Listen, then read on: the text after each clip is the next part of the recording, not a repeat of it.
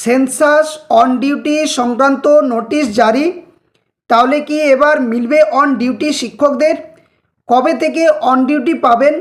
School না census করা যাবে?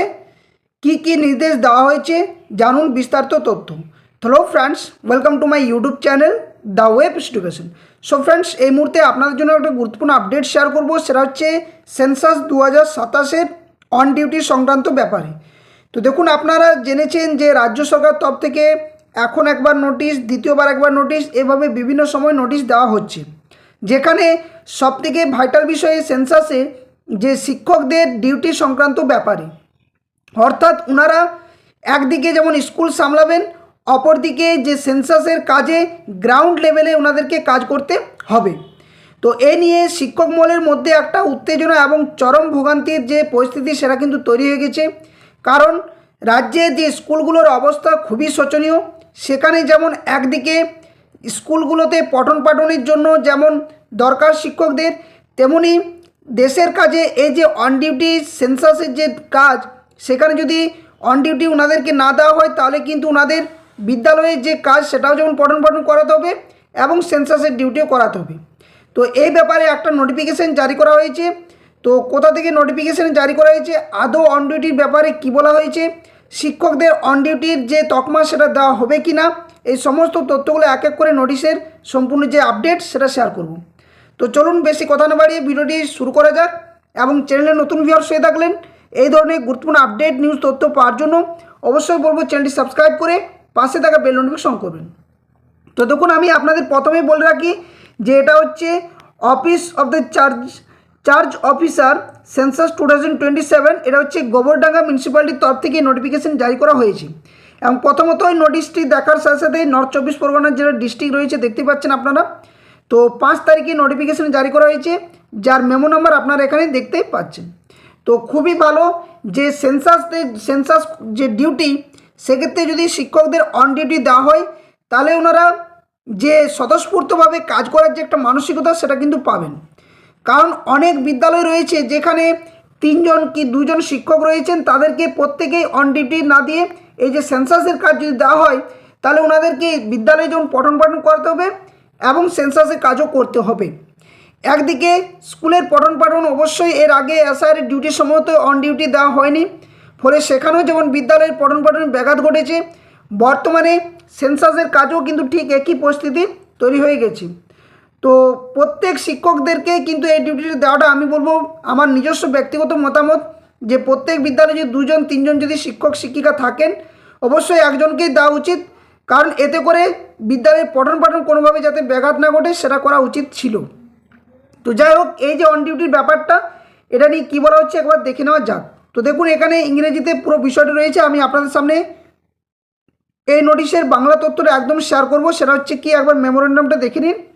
যে treatment of training staff diploid for census duty as on duty under the census act 1948, অর্থাৎ যে অন ডিউটির ব্যাপারটা যে টিচারদের বা টিচিং স্টাফদের বলা হয়েছে, সেই ব্যাপারে যে সেন্সাস অ্যাক্ট 1948-এর সংক্রান্ত যে নিয়ম শৃঙ্খলা সেখানে এটা তুলে ধরা হয়েছে নোটিফিকেশনের মধ্যে। যেখানে attention is invited to the prevention of section 15A and 15B of the Census Act 1948 which provide that, এবং এখানে দুটো যে সেকশনের কথা উল্লেখ করা হয়েছে।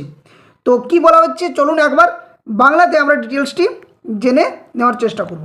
তো দেখুন, মেমোরেন্ডামে বলা হচ্ছে যে সেন্সাস অ্যাক্ট 1948 অনুযায়ী জনগণনার কাজে নিযুক্ত শিক্ষক শিক্ষিকাদের অন ডিউটি হিসেবে গণ্য যে করা হবে সেই সংক্রান্ত নোটিশ।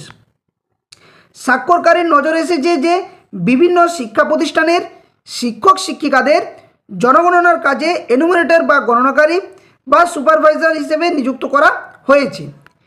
এ বিষয়ে সেন্সাস অ্যাক্ট 1948-এর সেকশন 15A এবং 15B এর বিধানগুলি বা নিয়মগুলির প্রতি দৃষ্টি আকর্ষণ করা হচ্ছে।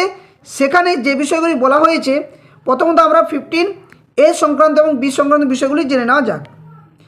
তো দেখুন, 15A-তে বলা হচ্ছে যে জনগণনার কাজে নিযুক্ত কোনো কর্মচারী শুধুমাত্র জনগণনার কাজে থাকার কারণে তার চাকরিতে কোনো ধরনের অসুবিধা বা ক্ষতির সম্মুখীন হবেন না। এটা প্রথমত বলা হয়েছে 15 এতে, অর্থাৎ যেটা 1948 অ্যাক্ট অনুসারে বলছে। জনগণনার কাজে যে সময় ব্যয় করবেন সেই সময়কে তার মূল বা নিজস্ব নিয়োগকারী প্রতিষ্ঠানের অধীনে কর্তব্যরত সময় হিসেবে গণ্য করা হবে, যেটা আমরা অন ডিউটি বলে গণ্য করছি। এছাড়াও বলা হচ্ছে যে জনগণনা আইনের অধীনে দায়িত্ব পালন করার কারণে তার মূল চাকরিতে পদোন্নতি বা অন্য কোনো ধরনের চাকরিগত সুবিধা পাওয়ার অধিকার কোনোভাবে ক্ষতিগ্রস্ত হবে না বলেও জানানো হয়েছে। তো এটা হলো 15A যে সেকশন, তার যে নিয়ম বা বিধান সেটা কিন্তু বলা হয়েছে। এবার সেকশন 15Bতে কি বলা হচ্ছে না, এখানে বলা হচ্ছে census commissioner, director of census operation, census officers এবং জনগণনার কাজে নিযুক্ত কর্মীদের বিরুদ্ধে সেন্সাস অ্যাক্ট বা তার অধীনে তৈরি নিয়ম অনুযায়ী সৎ উদ্দেশ্যে নেওয়া বা নেওয়ার উদ্দেশ্যে থাকা কোনো পদক্ষেপের জন্য মামলা, প্রসিকিউশন বা অন্যান্য আইনি কার্যক্রমের বিরুদ্ধে সুরক্ষা প্রদান করা হয়েছে। এটা কিন্তু সেকশন 15Bতে বলা হয়েছে।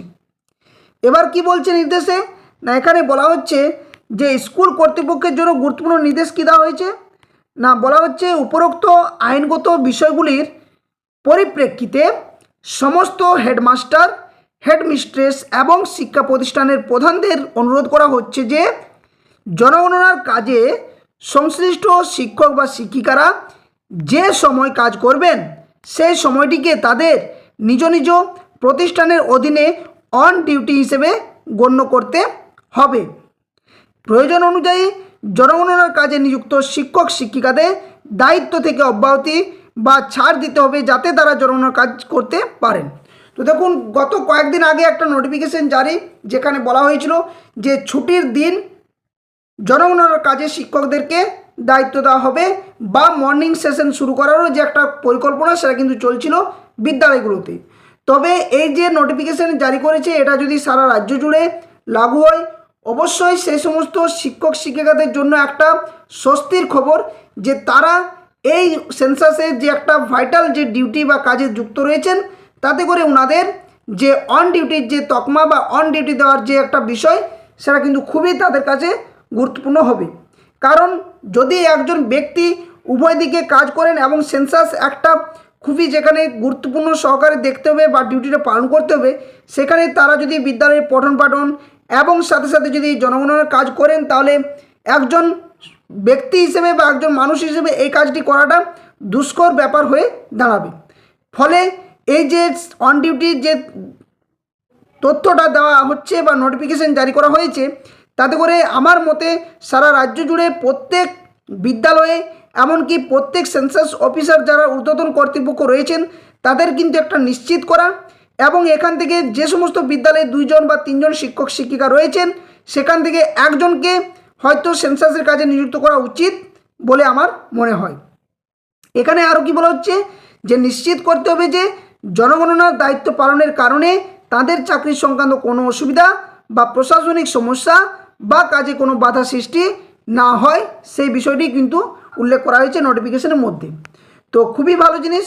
এখন জনগণনার কাজে যে গুরুত্বপূর্ণ সরকারি কাজ সেখানে কি বলা হচ্ছে না, বলা হচ্ছে জনগণনা একটি জাতীয় গুরুত্বপূর্ণ বা আইনগত নির্ধারিত কার্যক্রম, তাই জনগণনা সুষ্ঠুভাবে নির্দিষ্ট সময়ে এবং সফলভাবে সম্পন্ন করার জন্য সংশ্লিষ্ট সকলকে পূর্ণ সহযোগিতা করার জন্য অনুরোধ করা হয়েছে। তো এই হচ্ছে যে নোটিফিকেশনের যা সম্পূর্ণ তথ্য, যে অন ডিউটি দেওয়ার যে বিষয়টি সেটা নিয়ে একটা যে শিক্ষক শিক্ষিকাদের মনে প্রশ্ন জাগছে, যদিও এই নোটিফিকেশন শুধুমাত্র এই নির্দিষ্ট এলাকা বা নির্দিষ্ট জায়গার জন্যই কিন্তু জারি, বাকি জায়গাগুলোতে আপনাদের আদৌ অন ডিউটি দেওয়া হয়েছে কিনা অবশ্যই আপনারা কমেন্ট বক্সে জানাবেন এবং আমি বলবো যে আপনারা আপনাদের ঊর্ধ্বতন কর্তৃপক্ষকে বিষয়গুলো জানান যে অন ডিউটি বাকি যে যে সমস্ত জায়গাগুলোতে দেওয়া হচ্ছে, আপনাদের যে সমস্ত জায়গাতে দেওয়া হয়নি তাদেরকেও যেন দেওয়া হয়।